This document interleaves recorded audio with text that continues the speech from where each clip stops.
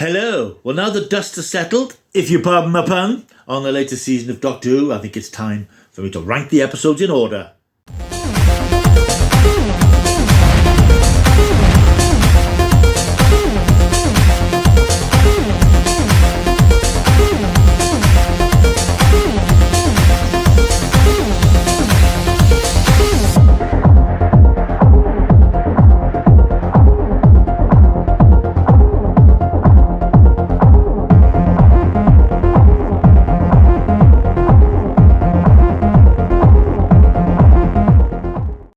Welcome back to my world of stuff. My name is Paul Mount. Yes, I'm going to rank the most recent series of Doctor Who in order of preference and just give you my brief reasons why I've put them in this order. Now, if you've been around long enough, you hopefully will have seen all the reviews I've done of these episodes over the past 8 weeks or so. So perhaps my positions won't come as a massive surprise, but I have given the episode some thought, the strengths and weaknesses and where they all fit in. So this is my final assessment of my favourite episodes of this season in order. And I'm including, incidentally, the Church on Ruby Road, the Christmas special from last year, because I think now the season's finished, that's set up the arc of Ruby Sunday and her mysterious mother and her story as a foundling. And Empire of Death, last week's episode, rounded that off. So all that arc is included in that episode. And because it was all part of the production block of season 1, I'm including it in this rundown for the purposes of completeness and just to tidy things up a little bit. Right, let's get going. My number 9, I think it's no surprise, it's Space Babies. This is the first episode of the season proper, and I think this was a fairly, I don't know if disastrous is the right word, but I think it was an unwise decision to put this as the first episode of the new series. Bearing in mind how important this series is in terms of the future of Doctor Who. It's the first season being distributed worldwide on Disney Plus by Disney, who have contributed significant amounts of money into the production. It's also the first view that many people will have had of Doctor Who as a series. They might have seen the Christmas special, they might have seen the David Tennant specials, but this is the first series of Doctor Who. And you only get one chance to make a first impression, and I don't think this would have made a very good first impression. I didn't hate the episode. It was quite fun when I watched it. I'm not particularly inclined to watch it again, but I think it did all the things that I really didn't want Russell T Davies to do when he came back. Now, he did announce when he was coming back to Doctor Who, he had a new way of telling Doctor Who stories, but it transpires that was purely on the basis of this sort of theme of the supernatural creatures and supernatural entities. In terms of actually the tone of his stories, hasn't really changed very much. This felt like a throwback in the worst way to things like Aliens of London from season 1 way back in 2005 with Christopher Eccleston, and even the first episode, Rose, which is one of my favourite Doctor Who episodes, but there are things that people have always used as sticks to beat the series with, mainly the burping wheelie bin that swallows up Mickey and Rose, and the farting Slitheen in Aliens of London. This goes right back to that, with farting children, the creature, the bogeyman, which was made of bogies, and then a spaceship which is powered by methane. Babies' farts. I mean, what are you, Russell? 6? I can understand what he was doing. I think he felt that it would be a very light, fun entry into the world of Doctor Who, but I don't think it fits in with the style of other TV on streaming services these days. You don't get anything as juvenile as this in what is supposed to be a family show. And I know Russell has said that one of the things he was tasked with doing was bringing in the young audience, but I don't think that necessarily means the toddlers. I think it means particularly the 16 to 34-year-old audience that don't watch a lot of BBC these days. That's the audience that the BBC wanted. And I understand from a press release that came out yesterday, and I would like to thank my good friend Mr. David Geldard, who drew this to my attention, that this particular series of Doctor Who is in that demographic of 16 to 30 has been the highest BBC drama launch of the year, and that demographic has been reached by this series more than any other series, even on streaming services. So I think in those terms it's been a success, but we'll talk about success in another video. I think it's hit that target, but I just think that Space Babies missed that target because it was aiming at a much younger demographic. And ultimately it was a little bit tiresome. It was pretty much all set indoors, and I do like to see Doctor Who out and about. And the babies were a little bit creepy, and the resolution was, as I said, it was like methane of this powering the spaceship, and it had the subtexts that were supposed to be there about the right to, about children, looking after children and giving birth to children, and there was a little bit about immigration and stuff like that. So those were sort of the preachy bits that people got annoyed about. They didn't bother me so much, but it was just the tone of it as a very childish episode that made me one that I wouldn't rush back to watch again. That's Space Babies at number 9. At number 8, I hate to be so obvious and so predictable, but I'm afraid for me it's Boom by Stephen Moffat, episode 3. And I know it always seems as if I've got a massive grudge against Stephen Moffat, and I haven't. I'm quite looking forward to seeing his new series, Douglas is Cancelled, which is on ITV in the UK tonight. But I think when it comes to Doctor Who, I just think he's a man with 2 or 3 ideas, and here they were again in this episode. Now, I know everybody felt that this was the first proper Doctor Who episode of the series, and it had some potential. But ultimately, there wasn't much original going on here. The whole conceit of the episode, the Doctor standing on a landmine, was lifted from a very short scene in Genesis the Daleks in 1975, and Moffat has admitted that himself. It was very much a chamber piece again. It was all about people talking. It was set in one location. It could be a stage play. It was set on it's in the middle of this huge war. Doctor stands on a landmine. You've got these machines, ambulances, which are misguided machines, which are working against mankind. It's all the stuff that Stephen Moffat always gives us. And thrown into the mix, we had the usual slightly glib dialogue and one-dimensional characters, reference to fish fingers and custard. I just felt I'd seen all this before in Stephen Moffat's 6 seasons. There's nothing new here. I was disappointed because I really thought that after a few years off the show, he might have sort of broken out of those boundaries. But I'm afraid it was same old for me there. And I put it at number 8. Number 7. In 7th place, we have Rogue, the only episode of the season not written by Russell T Davies. This was written by Brian U. Redman and Kate Herron, who worked on the first series of Loki. This was a nice, fun episode because it was a more traditional Doctor Who episode. This was an episode about the Doctor fighting evil aliens, and we haven't had a lot of that recently in Doctor Who. This was a race of bird alien cosplayers called the Childar, who were led by the excellent Indira Varma, and they've travelled back to Bath in the early 19th century to attend this massive ball at this huge palatial country house. They've taken over the identities and drained the life force of the attendees so they can dress up and costume as cosplay. And it was very silly. It was good fun. They weren't the most convincing looking aliens. I can't say the makeup blew me away, but it was nice to see aliens who do bad things for a change. They're not well-meaning, they're not misled, they're actually bad to the bone. And that was quite fun. We also had an appearance by Jonathan Goff. I think it is Jonathan Goff. I didn't know him before this episode. He's quite a well-known figure, but not in things I have seen. And people raved about him, but I felt his performance as Rogue the Bounty Hunter was a little bit insipid. Didn't really work for me. I felt he was sort of phoning it in, possibly because he wasn't familiar with the series, I don't know.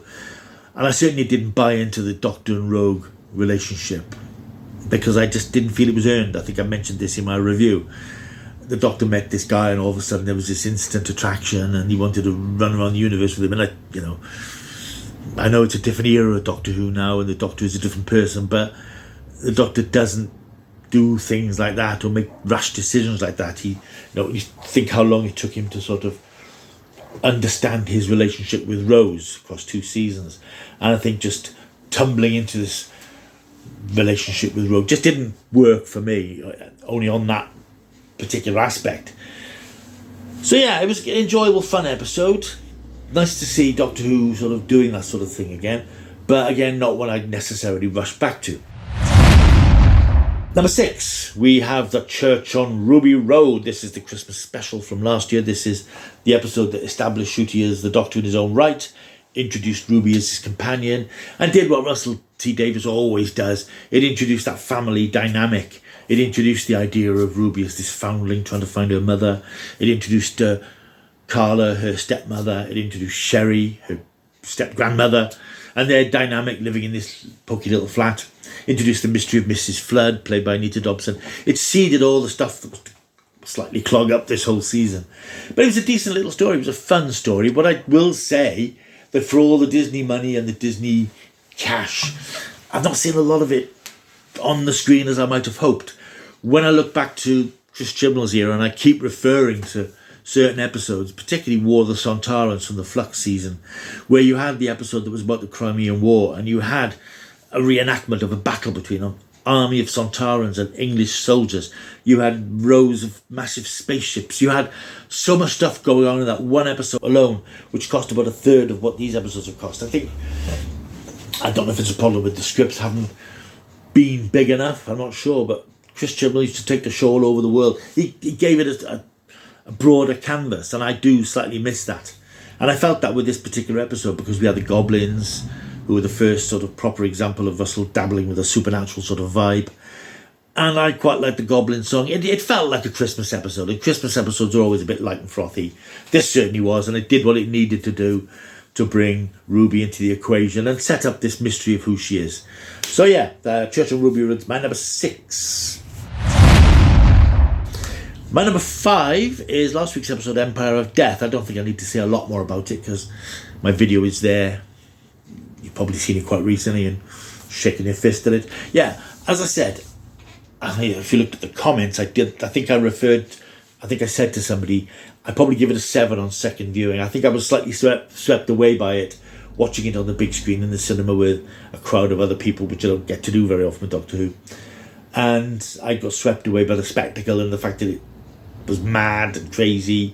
Watching it again the next night, some of the flaws sort of popped out at me a bit more, the sort of slightly creaky nature of the plot and how Russell had to sort of strain to insert tab A with tab Z. It didn't fit properly, and he had to really jump through all sorts of hoops to make this thing work. And it did, but you sort of think it's all a bit unlikely, all this sort of stuff that's going on. But I did like the last 10 minutes because I think that played to his strengths of doing sort of domestic stuff and character stuff and emotional stuff. I think the reveal about Ruby's mother was a masterstroke because everybody was expecting her to be a Time Lord or Susan or the Rani or the monk or something. She just turned out to be an ordinary woman. And that the fact that she was so ordinary is what saved the universe, because that, not knowing who she was, frustrated Sutekh to the point that he couldn't kill the Doctor, who ultimately engineered his destruction. And I think that was quite nicely done. And I like the fact that everybody got so wound up about it and then felt fed up because it wasn't what they thought it was going to be. I think it worked really well. And I also did like that final scene in the TARDIS with the Doctor and Ruby saying their farewells temporarily. And that was very nicely done again. And of course it gave our man Ncuti the chance to blub his eyes out again. Something he's seized every opportunity to do this series. So that's Empire of Death at number 5. Number 4. Number 4 then is the previous week's episode, Legend of Ruby Sunday. Again, my review is quite recent, so I don't need to rehearse what I thought about it.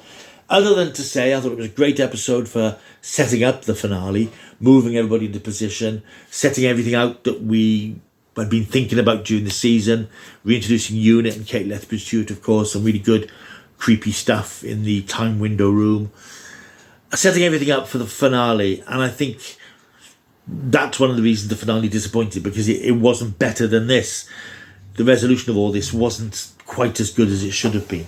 But I think as an urgent piece of exciting TV, and it's setting up, of course, that thrilling finale reveal of Sutekh, was terrific stuff. But it's just a shame that the following episode didn't quite live up to it. Legend of Ruby Sunday, number 4. My top 3. Number 3, Dot and Bubble. This is the episode that we didn't really know very much about going in. It was a mystery. I think there were theories about what it might be about, but it was actually a very, very clever Black Mirror style episode about a future human society that lives in this bubble. It lives in this world where it's dominated by social media, led through the character of Lindy Pepperbean, who played by Callie Cook, who lives in this society called Find Time. It's a colony world, and people just interact. That's the only way they interact. They've got this bubble around them, this dot that controls the interface, and they're completely oblivious of what's going on in the outside world because they're just purely connected to social media. What they don't realise is that social media, the dot, has turned against them and hates them, and has created these man-eating slug creatures which are prowling the city, devouring them. And the Doctor and Ruby appear on screens. This again is one of the episodes that they barely appear in, particularly the Doctor, because of scheduling problems with sex education. There were 2 of these 8 episodes he wasn't in very much, so I think that's an issue with the series as well. But they both appear and they're trying to help Lindy Pepperbean get out of her office, get out into the world and save herself. They know a way that she can be saved. The monsters were great. It was nice to see good old-fashioned slobbery Doctor Who monsters again, and there were some really good punchy dramatic moments in there, particularly the moment when we realise what a horrible person Lindy Pepperbean actually is. And of course that finale, which is quite startling and quite stunning, where all the survivors of the city say they can't possibly go with the Doctor because he's black. They don't say, that's not what they say, but that's the undercurrent of what they're saying is, they're glad that he's helped them, but they can't be seen with him. Shocking. And Ncuti Gatwa's reaction to it was stunning. Really nice performance from him. A good episode, and I liked it because I didn't have any preconceptions going in. I didn't know what it was going to be, and I found it terrific. Very well done. My number two is The Devil's Chord. Again, this is an episode I was sort of apprehensive about. I knew it starred this drag performer, Jinx Monsoon. I don't know anything about the world of drag. It's not something that appeals to me at all. But I was a bit worried that it was going to be camped up and played for laughs. It was, of course, slightly camped up because you can't help but be when you've got a character like that. But I think the performance by Jinx was genuinely quite malevolent, really psychopathic, in a way that Neil Patrick Harris's Toymaker was in The Giggle. That sort of anything could happen. He had similar sort of magical abilities. He used musical notes as weapons, and of course the idea that he'd gone back in time and taken music from the world and made the world a less interesting place. Really terrifically imaginative episode, and I really thought, wow, this is the sort of story we're going to get from Russell now with this new supernatural theme. I'm up for it, but it works really well. And I think it, unfortunately, is the only one that's really had this sort of intensity to it, because Maestro, the character played by Jinx Monsoon, was really twisted and demented as the Toymaker's offspring, I believe. Yeah, really good. And I love the song at the end. I know people think, oh, it's song and dance, it's Disney. 2 ways of looking at that. They're sort of parodying people's expectations of Disney by having a song and dance number. Or, of course, the fact that because music's back in the world, people were just showing their delight at having music back in the world by staging this song and dance number. I got no problem with that. I thought it was a really good, catchy song, and it brought a terrific episode to an end. Excellent. Devil's Chord number 2. My number 1 episode then of the series, obviously, is 73 Yards. Russell T Davies's misdirect of episode 4, the episode which he described as a Welsh folk horror story. It started out like that, but then became a political sort of thriller, subverting the idea of powerful politicians and what they can do, and how our fate is in their hands. Again, it is very much a Dr. Light episode. The Doctor appeared at the beginning and at the end. It's all carried by Millie Gibson. And bearing in mind, this was the first thing she filmed. The first day on Doctor Who was filming this episode. You would think this episode was performed by an actress who'd been playing this part for a few months. But no, she came in. She had all the backstory of Ruby, the angst of the character in missing the Doctor and living a life without the Doctor. It comes to the top of my list, if only for her performance. But I thought it was a very compelling episode. I share people's frustration that the ending isn't as clear as it perhaps could have been. It was left a bit open-ended, so you could put your own spin on it. I think this is, again, something Russell does. He doesn't necessarily feel the need to explain everything. You have to sort of join the dots and maybe come to your own conclusion. I don't always find that satisfying, but I think in an episode as well put together as this, there's so much going on. And I love that sort of, it was a Welsh folk horror thing, and then it wasn't. She was on a train heading back to London, and where even stranger things happened. Excellent. 73 Yards, my episode of the year, my favourite of the year. Right, thank you for watching. Hope this has been of some interest and some entertainment. Why not let me know your rankings of these episodes? There's only been You might not want to include the Christmas episode, but for the sake of completion, I thought I would. Let me know your favourite episodes and why. As usual, don't just put "this was all crap." Not interested in that. Those comments be deleted, but interesting comments, some discourse and discussion about your favourites in this season. I will do a review next week of the whole season, my thoughts on the season and where it worked and where it didn't work.